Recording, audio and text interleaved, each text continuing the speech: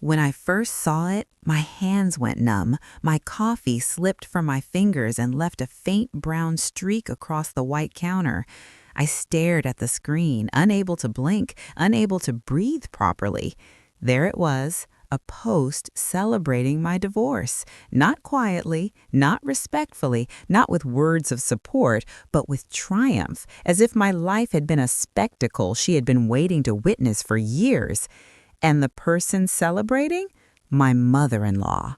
Her face filled the post, smiling and poised, holding a glass of champagne with the caption, "Finally free from her. Cheers to my son's new beginning." I felt my stomach twist in ways I didn't know were possible. My heart thudded so hard I thought it might crack my rib cage. I sank into the nearest chair, my legs trembling, my phone lying on the kitchen counter like a loaded gun. Every word she had typed, every smile in that picture, it was a betrayal I couldn't yet name, but one my soul recognized instantly. She had been waiting for this moment. She had wanted it, and I had been blind. I didn't even know I was leaving yet. Our life had seemed ordinary, warm in its ordinariness. That morning, the house had smelled faintly of toast, with a whisper of burnt edges lingering in the kitchen. The children's laughter had bounced off the walls while they argued over cereal choices. Sam had been in his usual chair, sipping black coffee, scrolling through emails, making those half-hearted jokes that always made me smile because I wanted to, not because they were funny. I had believed in that normalcy. I had believed in my marriage. I had believed in my family. But now everything felt poisoned, tainted by the realization that someone I trusted most, the person I had thought of as a kind of second mother, had spent years quietly betting against me. Lorraine. Even saying her name aloud made my chest tighten. My mother-in-law. Elegant, sharp, unrelenting. She had always been the type of woman who could command a room with just a tilt of her head or the quiet curl of a smile. She loved Sam fiercely, and I had believed that love extended to me. I had thought her judgmental comments were quirks. Her insistence on helping with our family affairs was love, not manipulation. But that post, the gloating, gleeful post, proved otherwise. I remembered subtle moments that now felt like pieces of a puzzle I'd been ignoring for years. The first clue had been small, an offhand comment over dinner, her voice light but sharp. "I'd never serve Sam something so ordinary, you know? He deserves better." I laughed it off, dismissing it as harmless critique. Later, alone, I realized her eyes had glimmered with something else, satisfaction, maybe even triumph. Then came the birthday party for our youngest. She showed up unannounced with a gift far too lavish for the occasion. Wrapped in golden paper, the card read, "Hope you finally get what you deserve." I had forced a smile, nodded politely, and tried to let it slide. But in the quiet of the kitchen later, her words repeated themselves in my mind. "Get what you deserve." Small, seemingly insignificant moments accumulated, invitations I never received, whispered critiques masked as concern, jokes that stung more than they should. She had a way of weaving herself into the background, shaping perception without anyone noticing, and I, naive, believed that family meant trust. I believed that love included honesty. I believed that Sam at least had my back. That Thursday afternoon, a week before I would finally confront the truth, Sam called from his office.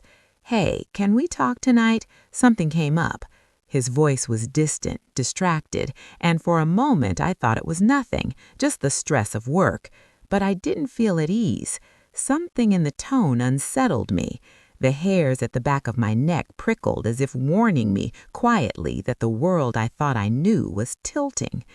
I walked past the living room mirror, brushing my hair, noting the tightness in my jaw, the pale shadow under my eyes. The reflection staring back at me wasn't calm, it was tense, on edge. I remembered a quote I'd read somewhere. Sometimes the mirror shows what the heart already knows. Later that evening, after dropping the kids off at their rooms, I checked my phone. Messages were piling up in the family group chat, comments, GIFs, emojis, all seemingly innocent at first glance. But then I saw her post, Lorraine's celebratory announcement, glowing on the screen. My stomach knotted so tightly I thought I might vomit. My hand shook as I scrolled, hoping, foolishly, that there was some mistake, some explanation. But there wasn't. She had not only been waiting for this moment, she had been preparing for it. Every small nudge, every subtle remark, every hidden smile had led to this public declaration of my failure.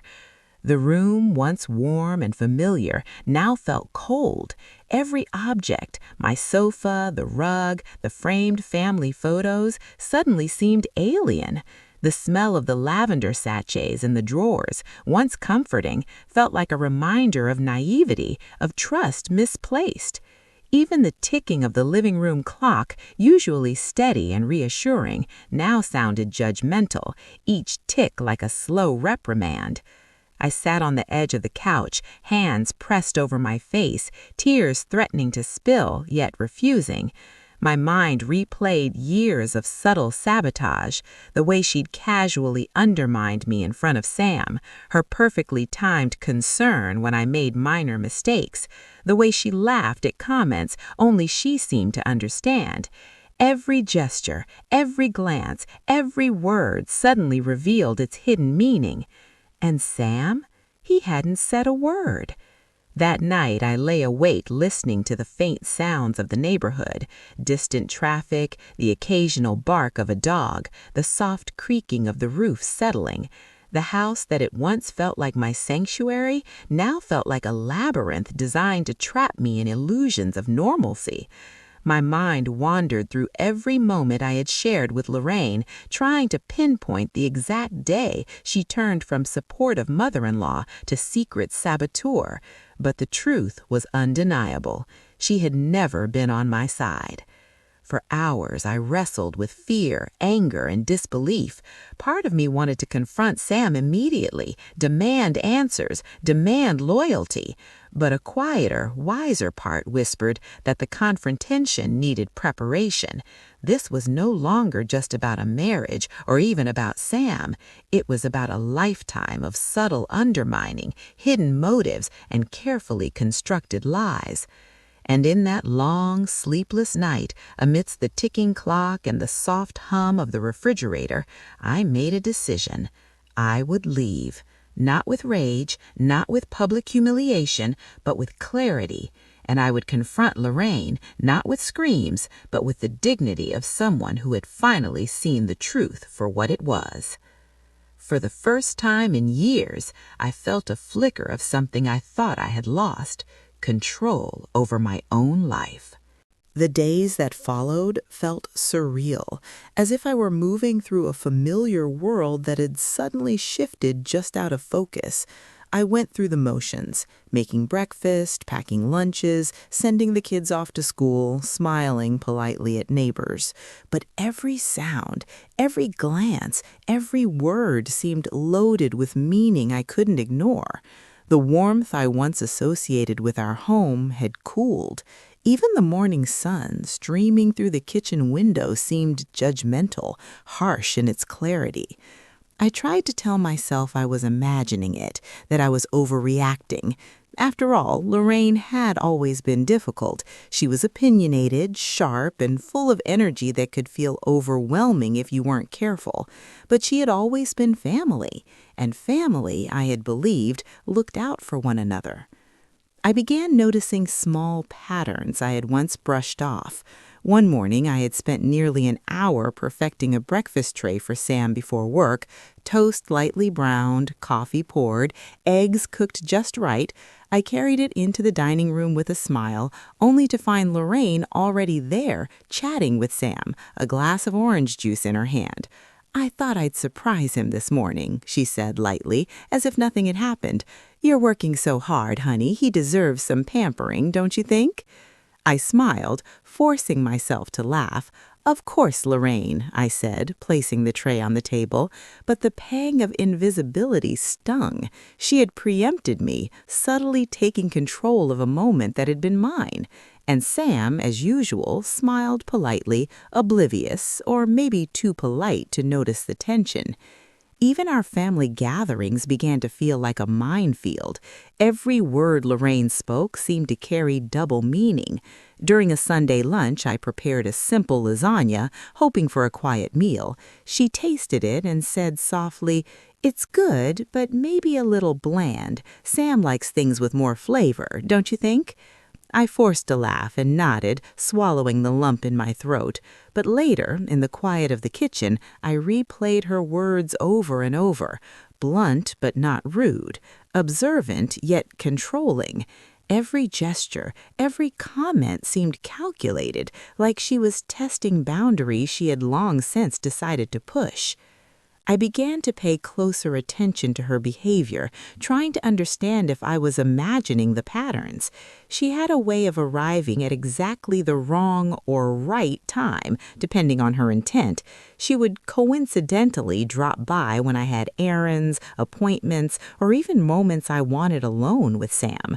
She laughed at my mistakes in ways that seemed playful at first, but the subtle satisfaction lurking beneath the surface was unmistakable. One evening, while folding laundry in the living room, I noticed her shadow stretching across the wall from the hallway. "You're folding that wrong," she said softly, almost kindly. "Here, let me help." Her hands brushed mine briefly, lingering just long enough to feel invasive, controlling. I stepped back, surprised by the sudden rush of anger and confusion. Sam, meanwhile, remained unaware or unwilling to acknowledge the growing tension. He still smiled, still joked, still made offhand comments about how Mom means well. But I began to notice subtle changes in his demeanor, too. A tightening of his jaw when Lorraine spoke, a flicker of discomfort in his eyes that vanished as quickly as it appeared. I wondered if he had always seen it and simply chosen to ignore it, or if he was as blind as I had been. The first real clue that something was seriously wrong came during a routine Tuesday morning.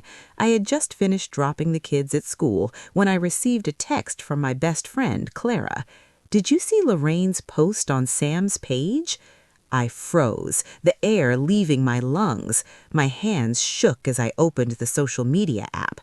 There it was, her celebratory post again, gleaming at me in daylight like a beacon of betrayal.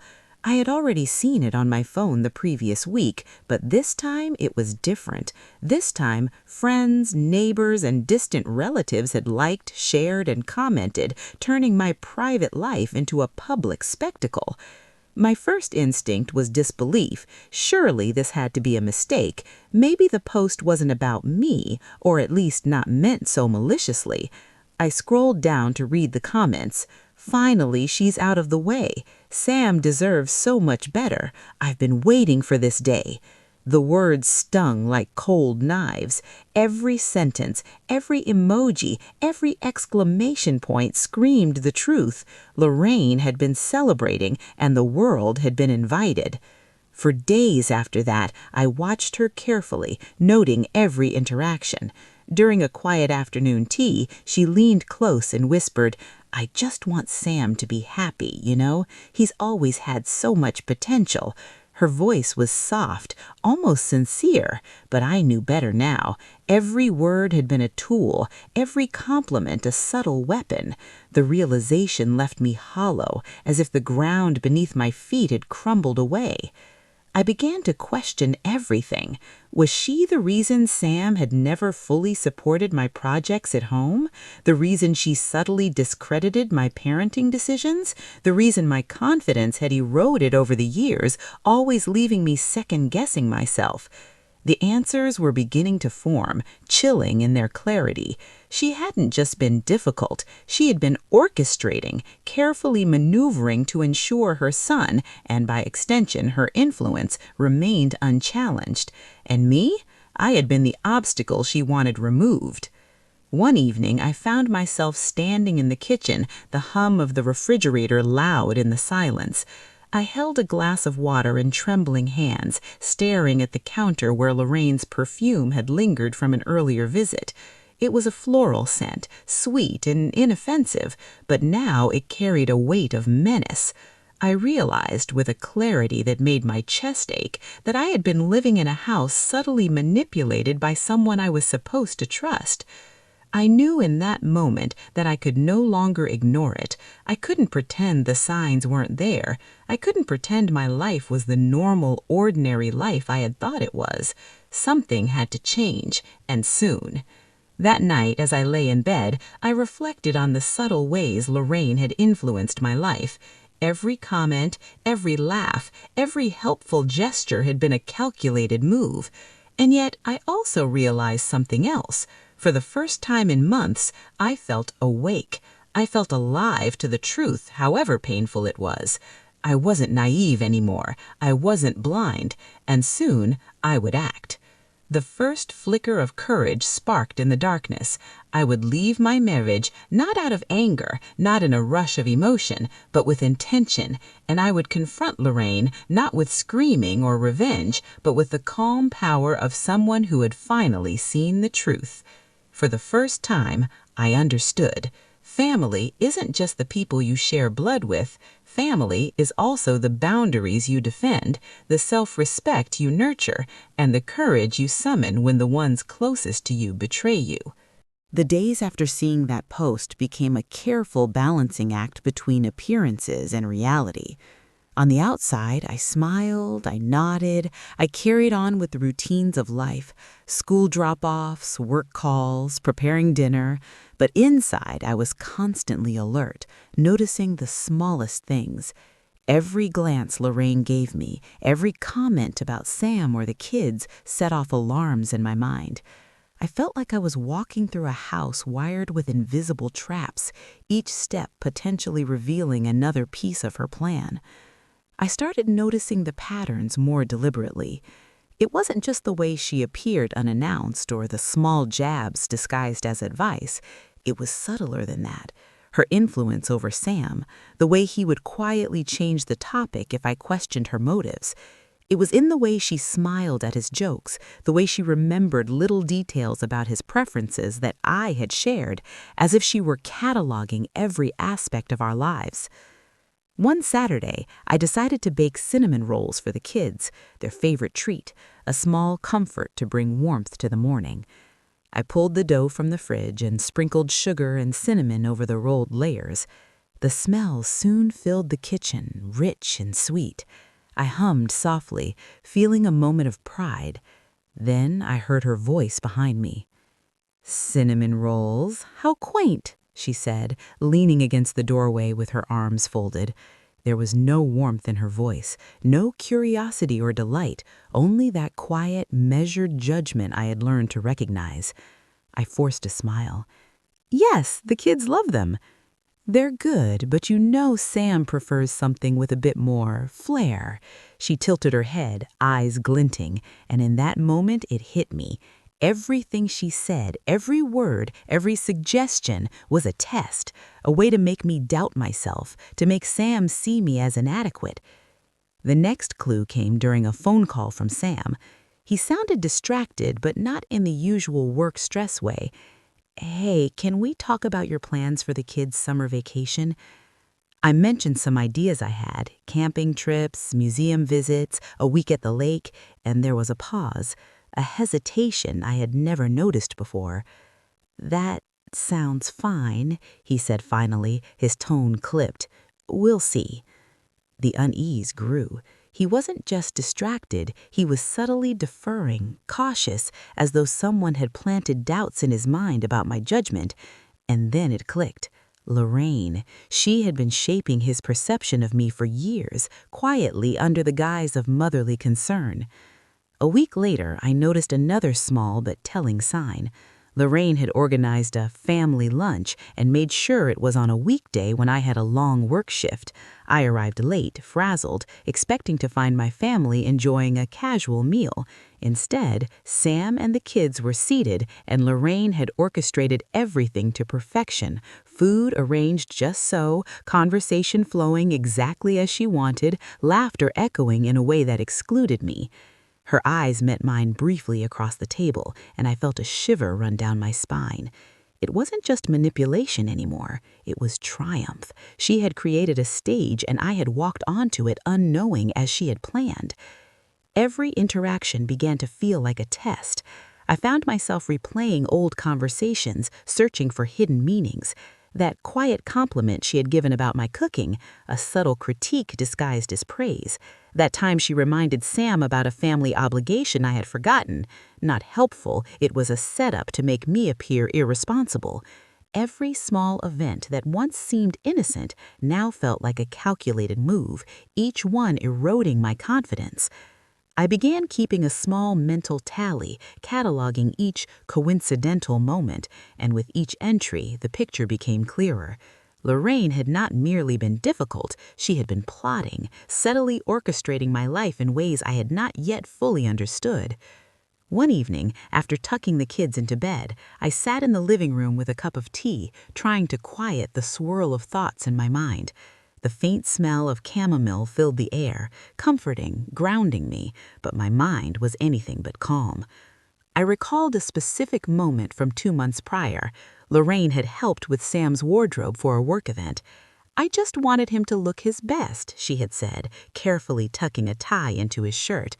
I had laughed politely, not wanting to seem jealous or petty, but in retrospect, I realized it wasn't about helping Sam, it was about control, about creating the image she wanted, shaping how others perceived our household, and, more subtly, shaping Sam's perception of me. I closed my eyes, letting the warmth of the tea seep into my hands, but the unease remained. I felt cornered, trapped in a life that had been quietly manipulated for years. The realization was suffocating, yet liberating. For the first time, I saw the pattern clearly. I was not imagining it. I was awake. Then came the phone call that changed everything. My best friend, Clara, called late one evening. Her voice trembled, a mixture of worry and disbelief. "Have you seen Lorraine's latest post?" she asked, her words rushed. I knew immediately. I didn't need to check, but I did anyway, opening my phone with trembling hands. There it was, another public display, a subtle but unmistakable celebration of my struggles, this time framed as a congratulatory message for Sam. The comments rolled in, each one a dagger, friends, relatives, acquaintances, all playing into her narrative.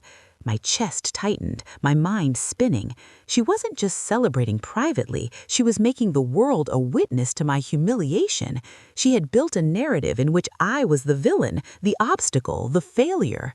I sank into the couch, the weight of it pressing down on me like a physical force. The familiar ticking of the clock sounded louder, each second a countdown to the inevitable confrontation. I realized that I could no longer pretend. I could no longer ignore the signs, no matter how subtle, no matter how cleverly disguised. The next morning, I woke early, sunlight streaming through the blinds, painting the room in gold and shadow. I moved quietly, careful not to wake the children, but my mind was a storm. I reflected on every event, every conversation, every gesture from Lorraine over the years. Each one now fit into a larger pattern, a web of manipulation so meticulously woven that it took me months to see it clearly. And in that quiet, tense morning, I made a promise to myself. I would confront this head-on, not with fury, but with clarity. I would reclaim my life, my confidence, and my dignity, and I would make Lorraine see, finally, that her carefully constructed victories could not break me. The first flicker of courage, small and fragile, ignited within me. I realized that the hardest part was not leaving my marriage, but facing the person who had subtly, quietly orchestrated so much of my suffering for years. And I was ready to take the first step. It started with a message, Just one seemingly innocent notification, but it hit me like a punch to the chest. A private family group chat I hadn't checked in weeks had lit up with activity. My phone vibrated insistently, demanding attention, pulling me toward a truth I wasn't sure I was ready to face. And then I saw it. A photo Sam and Lorraine had taken together, posted with a caption that twisted my stomach into knots, celebrating Sam's freedom and new beginnings. I stared at the image, my mind refusing to process the betrayal. The way Lorraine smiled, the way Sam looked. Oblivious? Complicit? I didn't know. Every rational thought fled, replaced by a raw, aching realization she had been orchestrating this celebration for months, if not years. And worse, Sam had either ignored it or participated silently. I sank onto the couch, the cushions pressing against my legs, the familiar lavender scent from the sachets in the drawers doing nothing to calm me. I could hear my own heartbeat thudding in my ears. I remembered every small act, every sly comment, every helpful gesture Lorraine had made over the years. It all made sense now. Each subtle criticism, each joke disguised as concern, they had all been building toward this moment, a carefully choreographed demonstration of triumph over me. I felt anger flare, hot and consuming, but it was laced with a deeper, more profound grief. This wasn't just about a mother-in-law meddling in a marriage. This was about trust, family, and a lifetime of manipulation revealed in one cruel public act. I needed to understand. I needed to know how far this went, so I did the only thing I could think of. I started digging. I went through old messages, texts, emails, even social media interactions. And there it was, a trail of subtle sabotage. Invitations I hadn't received, comments meant to discredit me, photos carefully staged to exclude me, messages to Sam highlighting my failures or questioning my decisions. It wasn't a mistake. It wasn't an overreaction. Lorraine had been actively working against me for years, building a narrative that framed me as incompetent, unworthy, a barrier to Sam's happiness. And now, with a single post, she had turned private discontent into public spectacle. I confronted Sam first, late that evening after the kids were asleep. My hands were shaking, not with anger, but with the sheer weight of what I had discovered. "Sam," I said quietly, my voice almost a whisper, though every syllable trembled, Why did you let her post that?" He looked at me, blinking, caught off guard. What do you mean?" I held up my phone, the photo, the caption, the comments, all undeniable evidence. Why did you let this happen? Have you been involved?" Silence, that heavy, suffocating silence stretched between us like a wall. He looked down at his hands, running a thumb over the table as if searching for answers there. "I didn't think it was a big deal," he muttered finally. "Not a big deal," I laughed bitterly, a sound hollow with disbelief. "She's celebrating my life falling apart, Sam. She's been—" "I know," he interrupted, voice tight. "I didn't stop her. I didn't know how." The words felt like knives. He hadn't stopped her because he was afraid of confrontation, afraid of his mother's wrath, afraid of facing the truth. And in that fear, he had allowed me to be humiliated, betrayed, made invisible in my own life. Later, I confronted Lorraine directly. I didn't yell. I didn't scream. I waited until she was alone in the living room, her glass of wine in hand, and I entered quietly, the floorboards creaking beneath my weight. "Lorraine," I said, calm but firm, "we need to talk." She looked up, surprised, and then her expression shifted almost immediately.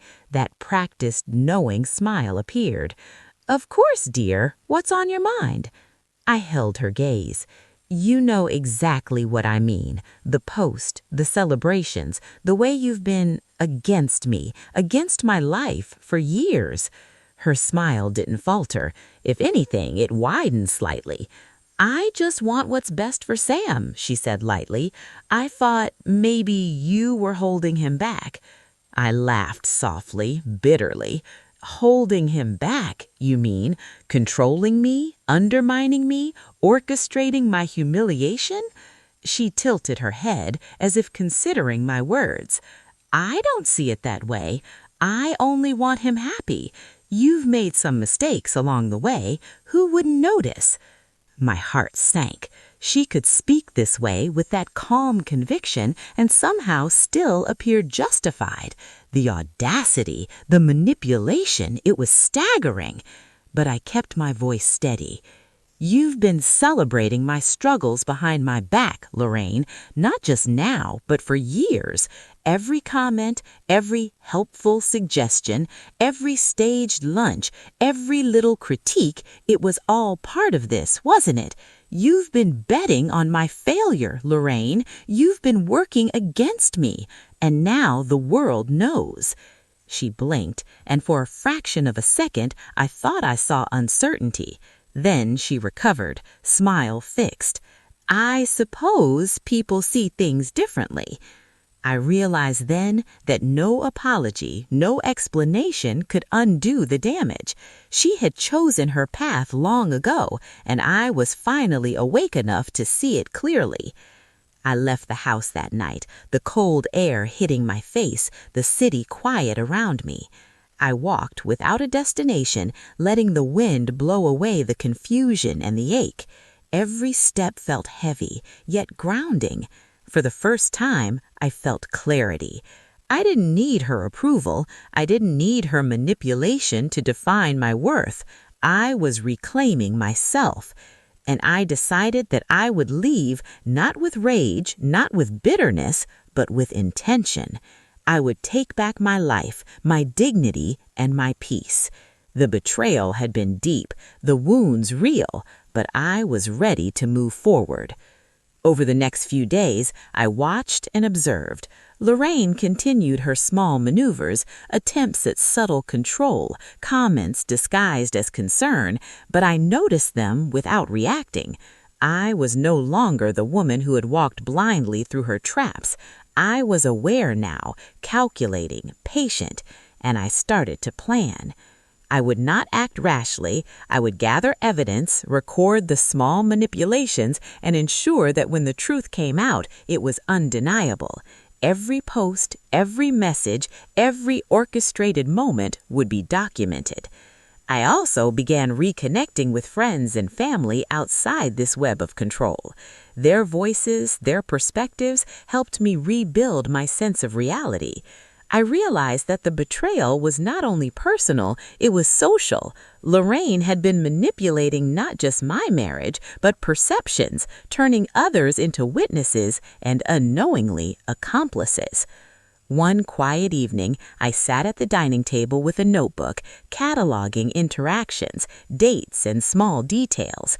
The faint smell of chamomile from my tea filled the kitchen, blending with the faint aroma of leftover cinnamon rolls.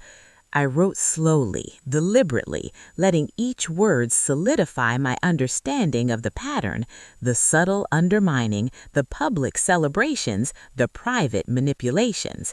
By the time I closed the notebook, I knew what I had to do next. Confrontation was inevitable, but it would be measured, deliberate, and dignified. I would expose the betrayal not to shame, but to reclaim my voice, my space, my life. And in that moment, a sense of calm washed over me. Betrayal had been uncovered, yes, but it had also illuminated my strength. I realized finally that understanding the truth was not the end. It was the beginning of reclaiming my life. The morning after I finished cataloging every subtle betrayal, I woke with a strange sense of calm. It wasn't relief. This was too heavy for relief. But it was clarity. The fog of confusion had lifted, leaving me focused. I knew what I had to do. I needed to take action, not with shouting or dramatic gestures, but with deliberate steps that would reclaim my dignity and show Lorraine and Sam that I was no longer powerless. I started small. First, I withdrew from the social media chaos. No likes, no comments, no posts. I let Lorraine have the stage she had so carefully built, but I refused to feed it. The world could see her celebration, but I would not participate in my own humiliation. That small act, choosing silence, felt revolutionary. For the first time in years, I felt in control. Next, I reasserted boundaries in the home. Lorraine had grown used to walking in unannounced, offering advice at every turn, subtly controlling routines. I began gently but firmly, asking her to respect privacy. "Lorraine, I'd like to handle bedtime tonight," I said one evening when she hovered in the hallway. "Oh, of course," she replied, her voice light, but I noticed a flicker of surprise in her eyes. I continued in this vein, small refusals to let her influence decisions, asserting my role in the household, quietly but firmly. At first, she tested me, nudging, questioning, making light remarks about my choices, but I held my ground, calm and steady. Each small victory was a reminder that I had agency, and it strengthened me for the larger confrontations to come. Then came the crucial step, documenting everything. I had begun with a notebook, but now I expanded the effort. I printed screenshots, saved posts, recorded dates and details of interactions. My life had been manipulated and observed for years, and now I would create a record. I didn't want revenge. I wanted clarity and a shield against any attempts to twist the story again. In the evenings, I would sit at the dining table with the children's laughter echoing faintly from their rooms. The room smelled faintly of vanilla from candles I had lit for comfort. I worked quietly, deliberately, cataloging every interaction that had undermined me. Every post, every remark, every staged moment, everything had a place. And with each entry, I felt the weight of helplessness lift, replaced with purpose. The first direct confrontation came unexpectedly. Lorraine had once again arrived unannounced, carrying a tray of cookies she claimed to have baked for Sam. I met her at the door, calm but resolute. "Lorraine," I said, motioning her inside, "I need to talk."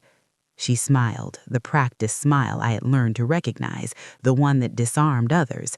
"Of course, dear. What's on your mind?" I held her gaze steadily.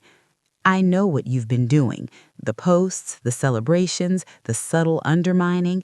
I see it now, and I won't allow it anymore." Her smile faltered for just a second, but she recovered quickly. "You're imagining things, I'm sure. I only want what's best for Sam." "I'm not imagining anything," I said firmly. "I have the posts, the messages, the evidence. I've seen the pattern, Lorraine, and I'm reclaiming my life." For the first time, I saw uncertainty flicker in her eyes. Not fear, she wasn't afraid, but recognition. Recognition that I was no longer the woman she could quietly control. Sam's reaction was subtler. I knew confronting Lorraine directly would only work if Sam was aware and aligned with the truth. One evening, I sat down with him, calm and deliberate. "Sam, I've documented everything. The posts, the messages, the manipulations. I'm not trying to hurt anyone, but you need to understand what's been happening." He looked uneasy, guilt flickering across his features. I didn't realize it was so serious," he said quietly. "It's been serious for years, and I need you to choose which side you're on, with your mother or with me, because I will no longer allow my life to be controlled, Sam, and I won't allow your silence to harm me further." The tension in the room was thick, but for the first time I saw a change in him. He nodded slowly, not fully at ease, but aware. That acknowledgement mattered. I didn't need apologies. I needed recognition of the truth. My next step was social, subtle but powerful. I began reaching out to friends, relatives, and colleagues who had been quietly influenced by Lorraine's narrative. I shared small truths, careful observations, and let the facts speak for themselves. The difference was immediate. People who had been unknowingly complicit began to understand my side of the story. Their responses were supportive, validating, and empowering. For the first time, I felt a network of reality forming around me, a buffer against Lorraine's manipulations. And with that support, my courage grew. I wasn't just protecting myself, I was reclaiming the narrative of my life. The final act of this phase was subtle but profoundly symbolic. I planned a small family dinner, intentionally excluding Lorraine. Sam hesitated, a flicker of concern crossing his face. "Are you sure?" he asked. "Yes," I said firmly. "This is about creating a space for us without interference. We can invite her another time if the dynamics are healthier. Right now, this is about our family." I prepared the meal with care, noting every detail, the aroma of roasted chicken, the rich scent of garlic and herbs, the soft clink of cutlery against plates. The children laughed, Sam smiled genuinely, and I felt a deep sense of peace. It wasn't triumph over Lorraine, it was reclamation of my home, my space, and my dignity. That evening, I sent a brief, calm message to Lorraine. "We need boundaries. Your involvement has been too controlling, and I will no longer tolerate it." I didn't expect an immediate response. She replied later, briefly, with polite words that felt hollow. But it didn't matter.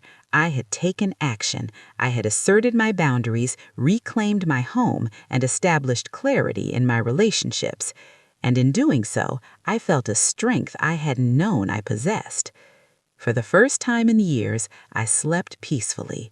No guilt, no second guessing, no invisible manipulations, just calm, just clarity, just the quiet knowledge that I had begun to reclaim my life, not with anger, not with vengeance, but with deliberate, steady action. The betrayal was real, the pain was profound, but my response, measured, intentional, and dignified, was mine, and it was enough.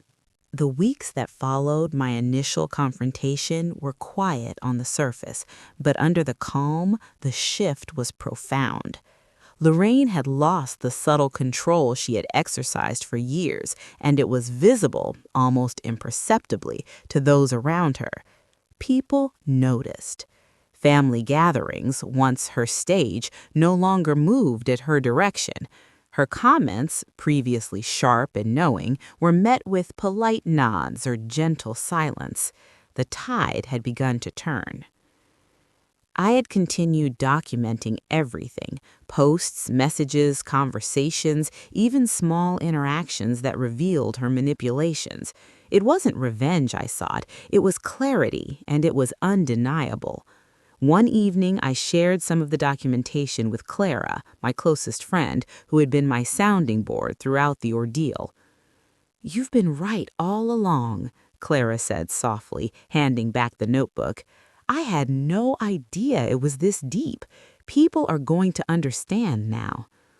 Her words warmed me, but more importantly, they reinforced the truth. I had been silenced for too long, and now the truth had a voice. The first public acknowledgement came at a family gathering, a brunch I had organized, intentionally neutral, inviting relatives who had previously been influenced by Lorraine's narrative. I had carefully prepared, ensuring the space was welcoming but structured in a way that fostered openness and honesty. Lorraine arrived, as expected, with her usual polished smile. She approached, tray in hand, attempting to insert herself into the conversation. I met her gaze calmly. "Lorraine," I said, quiet but firm, "I want to talk, but not here, later, in private." She blinked, momentarily disarmed, but nodded politely, realizing that her usual tactics wouldn't work today. At the table, I noticed subtle shifts. Cousins and aunts exchanged glances when she tried to insert a joke at my expense. Friends, previously silent observers, offered warm smiles of solidarity. Sam sat beside me, nodding slightly as though silently affirming the reality that had been hidden from so many. It was then that I realized the power of visibility. When betrayal is exposed carefully, calmly, and with evidence, the manipulator loses their invisible leverage. People begin to see clearly, and the narrative she had built begins to crumble. Later, in private, I met Lorraine in the living room. The air between us was thick, but I remained calm. I held up a small folder containing prints of posts, screenshots, and detailed notes. "Lorraine," I began, "this is not meant to humiliate you. It's meant to show the reality of your actions.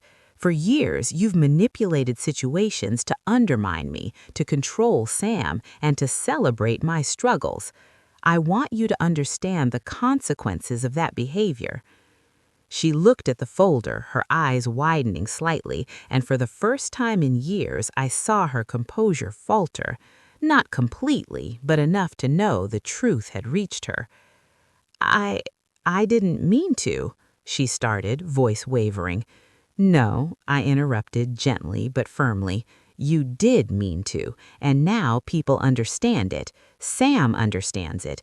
I understand it, and I'm reclaiming my life." Her silence was telling. The veneer of control, polished for years, had cracks. It was subtle, almost imperceptible, but real. Word of the confrontation and the documented evidence spread quietly at first. Family members who had been unaware began to understand the dynamics, and the whispers reached those who had previously sided with Lorraine. People began to see her influence not as harmless concern, but as deliberate manipulation. The public consequence wasn't dramatic or explosive. There were no shouting matches or grand revelations. It was subtle, a shift in perception. Invitations were offered directly to me, my opinions were sought, and Lorraine found herself excluded from discussions she had previously dominated. The social leverage she depended on for years was gone. Even Sam's colleagues and friends noticed the change. He began to speak more openly, more supportively, recognizing the patterns he had ignored for too long. Our household, once fraught with invisible tension, began to feel lighter. I still carried the emotional weight of betrayal, but I was no longer alone in that burden. One afternoon, I received a message from a distant relative I hadn't spoken to in years. "I just wanted you to know I see what Lorraine has been doing. I'm sorry I didn't notice sooner." I smiled, the warmth of acknowledgement more powerful than any public confrontation. The truth had its ripple effect, gentle but undeniable. Lorraine, meanwhile, adapted. She tried to maintain her influence, but it was no longer automatic. Every comment was met with polite skepticism, every suggestion weighed against facts she could not control. The subtle power she had wielded for years had eroded, replaced by awareness and clarity from those around her. And in that awareness, I found peace. It wasn't vengeance, it was justice in its quietest, most enduring form. People recognized reality, and I had reclaimed my narrative. The final test came when a small community gathering brought Lorraine, Sam, and I together. Normally, she would have dominated the space, steering conversations, highlighting minor missteps. But this time, the dynamic was different. I spoke openly, calmly, confidently. My words were measured, my tone gentle but firm. When she attempted a subtle dig, a cousin interjected softly, redirecting the conversation. When she tried to belittle a decision I had made, another relative nodded in support of my choice. Every tiny attempt of control met with quiet resistance. I watched her realization settle in. The social power she had relied on for years was gone. Not destroyed, but checked, limited, and observed. And in that awareness, I found peace. It was welcome. It was over. That night, after everyone had left, I sat quietly in the living room. The room smelled faintly of lavender, a small comfort against the lingering tension. Sam sat beside me, reaching for my hand. "You were amazing today," he said softly. I squeezed his hand, feeling a mix of relief and lingering hurt. It's not about being amazing, it's about seeing the truth and standing in it, for myself and for our family. He nodded, understanding deeper than words could express. For the first time, I felt the balance restored, not perfectly, but enough to move forward. And in the quiet, I reflected on the lesson this betrayal had taught me. Family isn't just the people you live with. Family is also the boundaries you uphold, the truths you honor, and the courage you summon when those closest to you betray you. The public consequences unfolded quietly, subtly, but their impact was profound. Lorraine had learned, slowly and quietly, that manipulation has limits. And I had learned that strength is born not from anger or revenge, but from clarity, dignity, and action rooted in truth. The days after the family gathering felt different. The tension that had been a constant undercurrent in my life, like a low hum I couldn't escape, was gone. It didn't vanish instantly, but it loosened, like a knot finally unraveling after years of tight, silent pressure. I began small, with routines I had long neglected. The kitchen became a place of calm again. I baked bread, experimented with new recipes, and let the smells of cinnamon, garlic, and roasted herbs fill the home, not as a performance for anyone else, but as a comfort for myself and the children. I started waking earlier, taking quiet walks before the city stirred awake. The air smelled of dew and wet earth, a faint chill brushing my cheeks, and I realized I hadn't felt peace like this in years.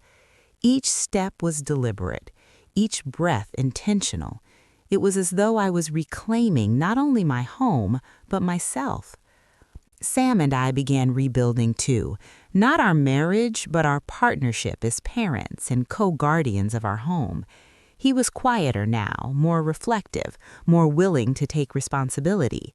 We had long, honest conversations, sometimes uncomfortable, sometimes tearful, about boundaries, respect, and the subtle ways Lorraine had manipulated the life we shared. One evening, after putting the kids to bed, we sat at the dining table, a single lamp casting warm light over the room. "I know it won't erase what happened," Sam said quietly, "but I want to do better.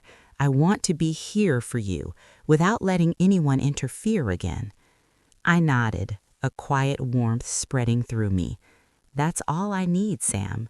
Recognition, respect, presence. Not perfection, just honesty." The conversation ended without dramatic gestures, without shouting, but it was more powerful than any confrontation could have been. Healing, I realized, is not about theatrics. It is quiet, deliberate, and rooted in understanding.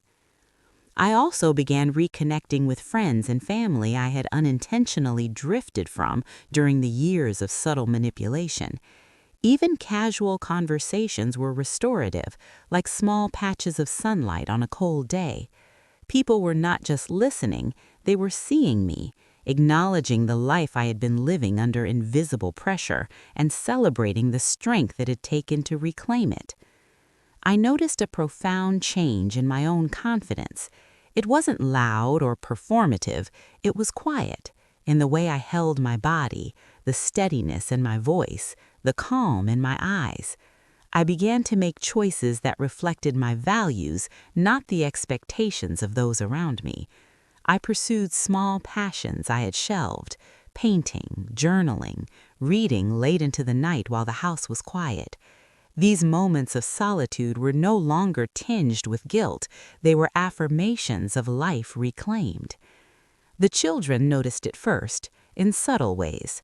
They saw me smiling without tension, speaking with calm authority, and carrying myself with a new quiet confidence. One evening, my youngest climbed onto my lap and whispered, "Mommy, you're happy now. I like it." I hugged them tightly, letting the warmth of their small bodies remind me that the hardest battles we face often have the most profound victories. Healing, I realized, is not only for oneself, it radiates outward, touching those we love most deeply. Lorraine faded into the background over time. She still visited, still attempted subtle suggestions or unsolicited advice, but the power she once wielded had dissolved. People, now aware of the truth, no longer deferred to her manipulations. She was met with polite boundaries, gentle refusals, and, most importantly, recognition that her influence had limits. I did not seek vengeance. I did not attempt to shame her publicly. My victory was quieter, dignity restored, boundaries respected, and the narrative of my life reclaimed. The moral clarity that came from acting deliberately and with calm resolve proved far more potent than any outburst or dramatic gesture could have been. I also learned the importance of observation and self-trust. For years, I had doubted myself, allowed subtle manipulation to cloud my judgment, and questioned my own instincts. Now I listened to myself first. I weighed actions carefully, considered intentions, and acted from clarity rather than fear or obligation. That self-trust, fragile at first, grew into a steady flame of confidence that would guide me for years to come. Even interactions with Lorraine, though no longer fraught with fear, became a measure of my own growth. I could respond without emotion, set boundaries without guilt, and recognize manipulation without panic. The lessons of the past had not embittered me, they had strengthened me. I found myself reflecting often on the journey, the humiliation, the betrayal, the subtle, years-long undermining, and I realized it had brought me something unexpected, a profound understanding of family, boundaries, and resilience. True family, I discovered, is not measured by closeness alone, but by respect, honesty, and the willingness to confront truth even when it is uncomfortable. Healing, I realized, is a quiet, gradual unfolding. It doesn't erase scars, but it transforms them into markers of strength. I no longer feared confrontation, no longer doubted my instincts, no longer allowed past manipulations to shape my present. Each day became an opportunity to practice clarity, kindness, and courage. One evening, after tucking the children into bed, I sat by the window, the city lights twinkling in the distance, and reflected.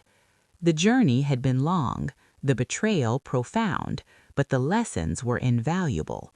I had discovered the limits of manipulation, the power of self-trust, and the importance of boundaries. I had reclaimed my voice, my home, and, most importantly, my sense of self. And in that quiet reflection, I understood that healing is not a destination, but a practice. Each decision to assert dignity, each choice to act with clarity, each acknowledgement of truth contributes to a life reclaimed from betrayal. I finally felt a sense of peace.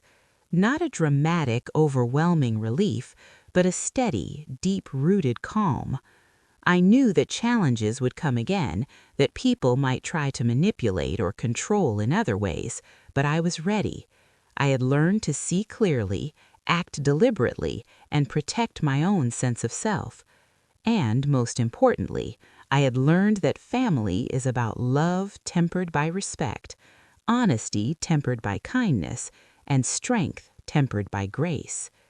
Lorraine's betrayal had been painful, but it had taught me a truth far more valuable than any comfort could have been: the courage to reclaim my life and the wisdom to honor myself in the process. I sit here now in the quiet of my living room, the soft hum of the city outside blending with the distant laughter of my children upstairs. The house no longer feels heavy with tension, and the air no longer carries the subtle weight of manipulation. It is peaceful, not because the past is gone, but because I have reclaimed my place within it. I often reflect on how betrayal feels from the inside. It is slow, almost invisible at first, a small comment here, a subtle suggestion there. It creeps into your confidence, undermines your instincts, and makes you question your own reality. But the truth, when seen clearly, has a quiet power all its own. It cannot be erased, and it cannot be ignored. My mother-in-law's celebrations, her manipulations, and the years of subtle undermining were painful lessons, but they taught me more than resentment ever could. They taught me the importance of boundaries, the strength of self-trust, and the courage it takes to stand firm when those closest to you attempt to control your life. I learned that healing is not sudden, it is not dramatic. It is quiet, deliberate, and rooted in daily choices. Choosing to act with clarity rather than anger, to assert boundaries rather than retaliate, and to reclaim dignity rather than seek revenge, these choices slowly build a life that is whole again. And I discovered that the people who truly matter will stand with you when you finally do. I also learned something about family. It is not simply the people you share DNA with or the ones who live under the same roof. Family is also the people who honor truth, respect boundaries, and support you as you grow. True strength comes from being seen clearly and choosing to act with integrity even when it is hard. So I ask you, dear listener, as you reflect on your own life and the relationships that shape it, have you allowed subtle betrayals or manipulations to cloud your reality? Are there boundaries you need to assert, truths you need to speak, or courage you need to summon to reclaim your peace? I won't pretend the journey is easy. It is not. But I promise you this. Every small, deliberate step toward clarity, self-respect, and truth will bring you closer to a life that is truly your own. And when you find that life, the peace you feel will be worth every struggle along the way. If you've ever faced subtle betrayal, manipulation, or family conflict, I'd love to hear your story. How did you reclaim your voice? How did you find strength in the quiet moments? Share in the comments below. And if this story resonated with you, consider subscribing for more real-life journeys, reflections, and lessons from people who have walked these difficult paths and come out stronger on the other side. Because at the end of the day, it's not about who tries to bring you down, it's about who you choose to become in the aftermath.